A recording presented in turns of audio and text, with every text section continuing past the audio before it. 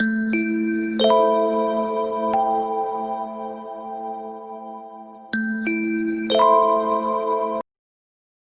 ये वीडियो तमाम सिंगर्स और आर्टिस्ट के मुतालिक नहीं है। अच्छे और बुरे लोग हर जगह होते हैं। इस वीडियो में मैं सिर्फ कुछ मशहूर गानों और सिंगर्स के मुतालिक कॉन्स्पिरेसी थ्योरीज की बात करूंगा। मैं इनको कॉन्स्पिरेसी थ्योरीज इसलिए कह रहा हूँ क्योंकि हम कोई बात 100% दावे के साथ नहीं कह सकते जब तक वो बात मुकम्मल तौर पर साबित ना हो जाए, लेकिन कुछ चीजें हमें सोचने पर मजबूर जरूर कर देती हैं। एंटरटेनमेंट की दुनिया में, खास तौर पर हॉलीवुड में, एक फ्रेज बहुत ज्यादा मशहूर है, selling your soul to the devil, यानी अपनी रूह को शैतान को बेच देना या फिर शैतान के साथ एक मुआहिदा करना। लेकिन इसका मतलब क्या है? जब कोई इंटरनेशनल आर्टिस्ट मशहूर होना शुरू हो रहा होता है तो कुछ आर्टिस्ट को एक कुव्वत कांटेक्ट करती है। मैं यहाँ खास तौर पर हॉलीवुड की बात कर रहा हूँ क्योंकि इनकी रीच पूरी दुनिया में होती है। इन आर्टिस्ट को ऑफर की जाती है कि ये अपने गानों या परफॉर्मेंसेस में इस कुव्वत के लिए काम करें और इस कुव्वत के मैसेज को पूरी दुनिया में फैलाएं, और बदले में ये कुव्वत इनको बहुत तेजी से शोहरत की बुलंदी पर पहुंचा देगी। कुछ लोग इनकार कर देते हैं और कुछ लोग मान जाते हैं, लेकिन ये कुव्वत कौन है और ये इन आर्टिस्ट से क्या काम लेना चाहती है? मैं यहाँ इल्यूमिनाटी की बात कर रहा हूँ। हम सब ने ये वर्ड बहुत जगह सुना हुआ है, लेकिन इल्यूमिनाटी है क्या? दोस्तों, इल्यूमिनाटी किसी तंजीम से ज्यादा एक सोच का नाम है। इसको 1 मई 1776 को कुछ इंतहाई ताकतवर लोगों ने बनाया था। इल्यूमिनाटी को बनाने का मकसद बहुत ही वाज़ेह था। ये ताकतवर लोग दुनिया को किसी भी मजहब के इन्फ्लुएंस से दूर रखना चाहते थे। ये नहीं चाहते थे कि लोग किसी भी मजहब के मुताबिक अपनी जिंदगी गुजारें। ये भी कहा जाता है कि इल्यूमिनाटी दरअसल शैतान के पैगाम को दुनिया में फैला रही है। ये लोग दुनिया में एक हुकूमत कायम करना चाहते हैं जिसको हम न्यू वर्ल्ड ऑर्डर भी कहते हैं। थ्योरी ये है कि आहिस्ता आहिस्ता इल्यूमिनाटी में दुनिया के ताकतवर तरीन लोग शामिल होते गए। फ्रेंच रेवोल्यूशन से लेकर कई बड़े वाकयात का जिम्मेदार इल्यूमिनाटी को ही ठहराया जाता है। ये भी कहा जाता है कि दुनिया के मुतालिक बड़े बड़े फैसले, यहाँ तक कि अगर कहीं जंग शुरू करवानी हो तो उसके पीछे भी इल्यूमिनाटी का हाथ होता है। अब इल्यूमिनाटी के कुछ साइंस होते हैं जिनके बारे में यहाँ बात करना बहुत जरूरी है। इनका सबसे मशहूर साइन 1 आई यानी एक आंख का साइन होता है। इसको इल्यूमिनाटी की पहचान भी कहा जा सकता है। इनका दूसरा साइन ट्रायंगुलर शेप होती है, यानी एक त्रिकोण का साइन। लेकिन हर ट्रायंगल इल्यूमिनाटी नहीं होता। जैसे कि समोसे का दूर दूर तक इल्यूमिनाटी से कोई ताल्लुक नहीं है। अगर एक ट्रायंगुलर में एक आग बनी हुई हो तो खदशा यही है कि ये इल्यूमिनाटी का साइन है। इसके अलावा ये लोग उल्लू को भी अपने साइन के तौर पर यूज करते हैं। मैं आपको अपनी कुछ वीडियोस में बोहेमियन ग्रोव के मुतालिक बता चुका हूँ। ये अमेरिका में मौजूद एक ऐसी सीक्रेट जगह है जहाँ दुनिया के कई ताकतवर लोग इकट्ठे होते हैं। कहा जाता है कि इन लोगों का ताल्लुक इल्यूमिनाटी से होता है। बोहेमियन ग्रोव में आपको एक बड़ा सा उल्लू का मुजस्मा बना हुआ नजर आएगा। अब ये कोई इत्तेफाक नहीं हो सकता। इसके अलावा एक बकरे की शक्ल के इंसान को भी इल्यूमिनाटी के साइंस में से एक कहा जाता है। आपको इन लोगों की पार्टी से ली गई इंतहाई अजीब तस्वीरों में ये सब नजर भी आता है। ये पिक्चर्स इतनी ज्यादा नहीं हैं, लेकिन इन सब में ये वाज़ेह जरूर हो जाता है। अब ये लोग कई इंटरनेशनल आर्टिस्ट से राब्ता करते हैं। ये लोग इन आर्टिस्ट से इल्यूमिनाटी के पैगाम को दुनिया में फैलाने का कहते हैं। बदले में ये इनको बहुत ही कम अरसे में शोहरत दिलवाने की ऑफर करते हैं। अब ये सिर्फ कोई थ्योरी नहीं है, बल्कि कई आर्टिस्ट इस मुतालिक अपने इंटरव्यूज में बात भी कर चुके हैं। दोस्तों, वीडियो के दूसरे हिस्से में मैं आपको कुछ ऐसे ही गाने और सिंगर्स के मुतालिक बताऊंगा जिनके मुतालिक इल्यूमिनाटी होने की कॉन्स्पिरेसी थ्योरीज मौजूद हैं। जस्टिन बीबर दुनिया के मशहूर तरीन पॉप स्टार्स में से एक है। जस्टिन की 2015 में रिलीज होने वाली video where are you now में आपको कई सब्लिमिनल मैसेजेस देखने को मिल जाएंगे।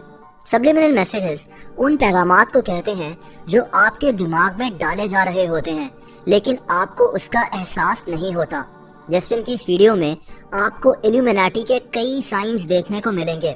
एक पिरामिड में एक आंख का बना होना जिसमें जस्टिन खड़ा हुआ है, या फिर इसके ऊपर ट्रायंगुलर शेप में एक आंख का होना। इस गाने में आपको जस्टिन के पीछे कुछ अजीब फ्रेजेस भी देखने को मिलेंगी, जैसे लव द डेविल बैक।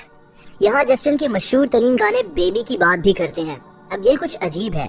बहुत से लोगों का मानना ये है कि आप ऐसे गानों को अगर उल्टा कर कर सुने, यानी बैकवर्ड सुने, तो आपको कुछ और ही सुनने को मिलता है। अब मैं पूरे गाने को तो कॉपीराइट इश्यूज की वजह से नहीं चला सकता, लेकिन इसके कुछ पार्ट्स अगर आप बैकवर्ड सुने तो कुछ बहुत अजीब सुनने को मिलेगा।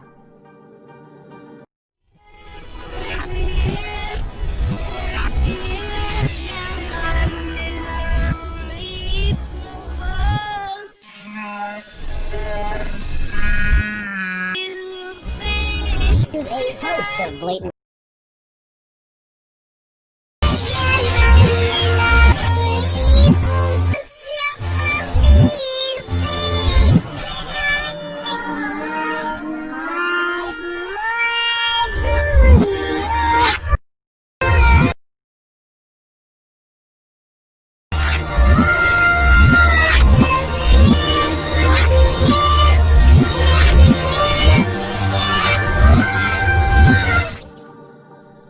इसके अलावा जस्टिन बीबर ने अपने बाजू पर एक उल्लू का टैटू भी बनवाया हुआ है।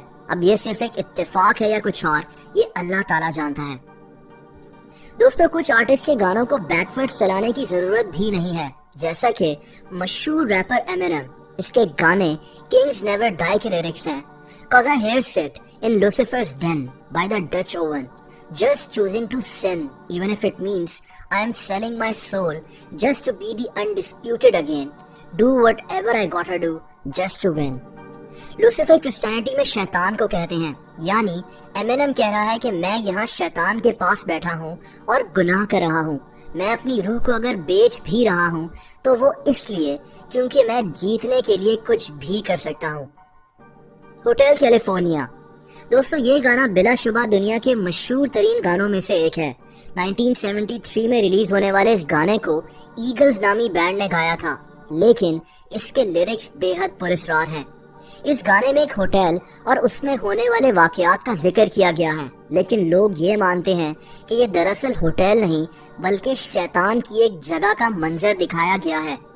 जैसा कि कहा जाता है कि इस गाने के एक हिस्से में जहन्नुम में जाकर शैतान से मिलने की बात की गई। इसके लिरिक्स ये हैं, and in the masters chamber they gathered for the feast, they stab it with their steady knifes but they just can't kill the beast. यानी सादा अल्फाज में एक बीस्ट को छुरियों से मारने की कोशिश की जा रही है, लेकिन वो मर नहीं रहा। कहा जाता है कि यहाँ बीस्ट का मतलब शैतान है। एक और इंतहाई हैरत अंगेज बात, इस गाने को बैकवर्ड सुनना है, यानी उल्टा सुनना है। आप भी सुने।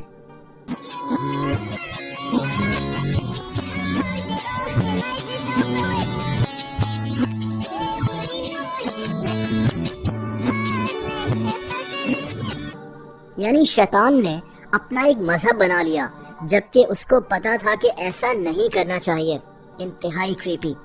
ईगल्स के एक एल्बम कवर में आप अगर जूम इन करें तो आपको एक पार्टी के पीछे राहदारी में कोई खड़ा नजर आएगा। कहा जाता है कि ये शैतान को दिखाया गया था।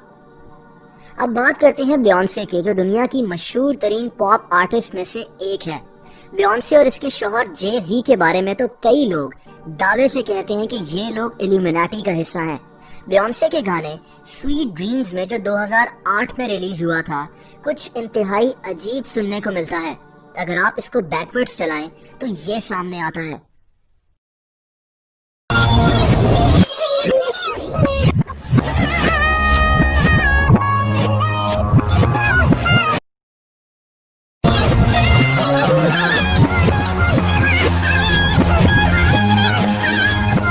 अब ये सिर्फ एक इत्तेफाक है या फिर सच, बहरहाल ये काफी क्रीपी है। लेड ज़ेपेलिन एक ऐसा बैंड है जो दुनिया के कोने कोने में मशहूर था। इनका गाना स्टेयरवे टू हेवन को दुनिया का मशहूर तरीन रॉक सॉन्ग कहा जाए तो गलत नहीं होगा। ये गाना 8 मिनट्स लंबा था। इस गाने को भी उल्टा सुनने पर आपको कुछ बहुत अजीब सुनने को मिलेगा।